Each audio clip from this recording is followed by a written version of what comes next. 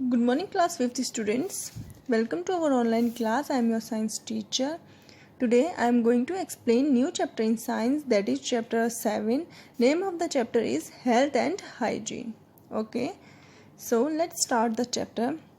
First topic is health. What is health? So common definition of health is a state of complete physical and mental well-being. जो हमारी health है, what is the Hindi meaning of health means स्वास्थ्य. हमारा स्वास्थ्य completely physical and mental means शारीरिक रूप से, mental means दिमागी रूप से.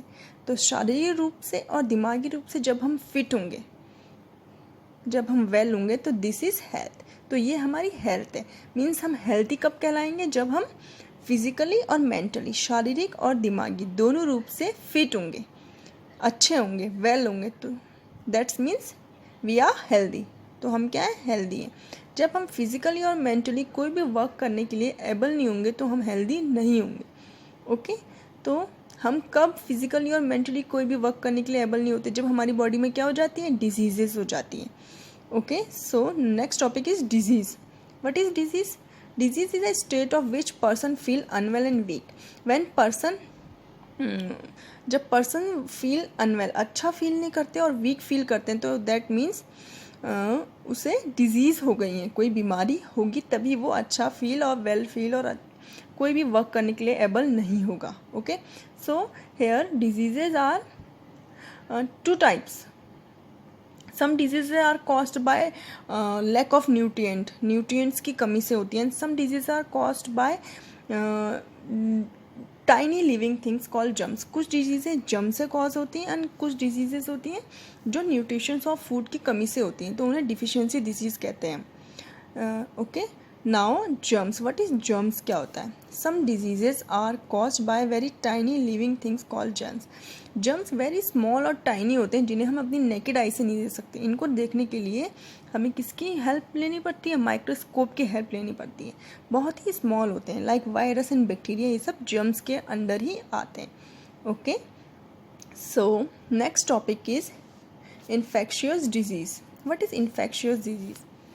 मीन्स इन्फेक्शंस के थ्रू, इन्फेक्शन के थ्रू मतलब इजीली जो इस डिजीज़ होती हैं, spread from one person to another. एक पर्सन से दूसरे पर्सन तक इजीली जो डिजीज़ फैल जाती है उसे हम कम्युनिकेबल डिजीज़ भी कहेंगे एंड इन्फेक्शियस डिजीज़ भी कहेंगे. Okay, which spread that can spread from one person to another, okay, are called infectious and communicable disease. So infectious disease are caused by germs. जो infectious disease होगी वो germ से cause होगी. germs means tiny living things like bacteria भी हो सकता है और virus भी हो सकते हैं germs. okay, so infectious disease can be spread through number of ways. जो इन्फेक्टियस डिजीज़ है वो डिफरेंट वेज से फैल सकती है. बहुत सारे तरीके होते हैं जिससे वो इजीली स्प्रेड हो सकती हैं. ओके, लाइक एयर के कांटेक्ट में आने से, फूड स्पॉइल हो जाने से, और इंसेक्ट के थ्रू भी हो सकती हैं, एंड किसी person to person direct contact से भी. So now first topic is through infected food and water.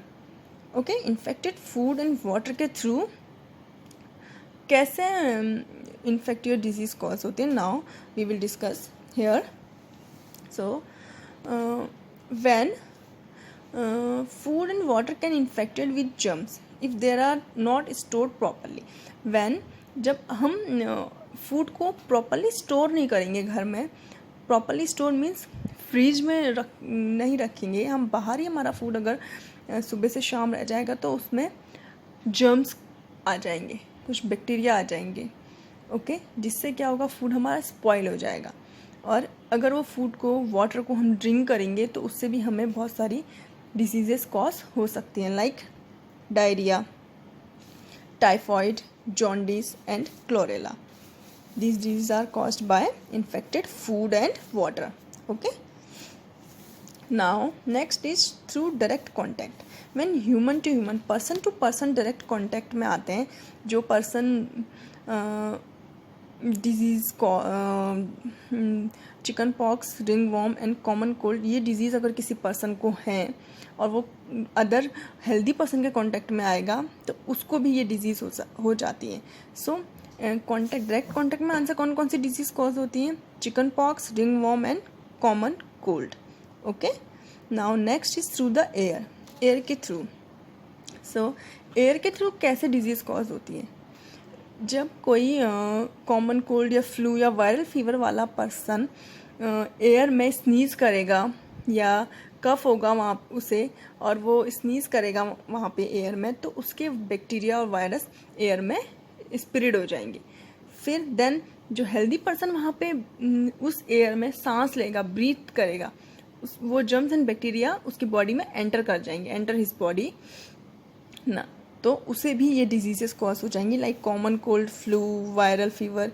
ये सब this disease are caused through the air. Air के थ्रू कॉज्ड होती है. Now last one is through the insect. Insect के through. Now through the insect. Insect के through कैसे malaria and dengue, fever and plague, कैसे insect के through ये disease cause होती हैं. अब लेट्स सी. जो प्लेग होती है ये तो रैट से होती है, नॉट इंसेक्ट. इंसेक्ट से नहीं होती, रैट से होगी. तो मलेरिया एंड डेंगू फीवर किससे होता है? मॉस्किटोज से.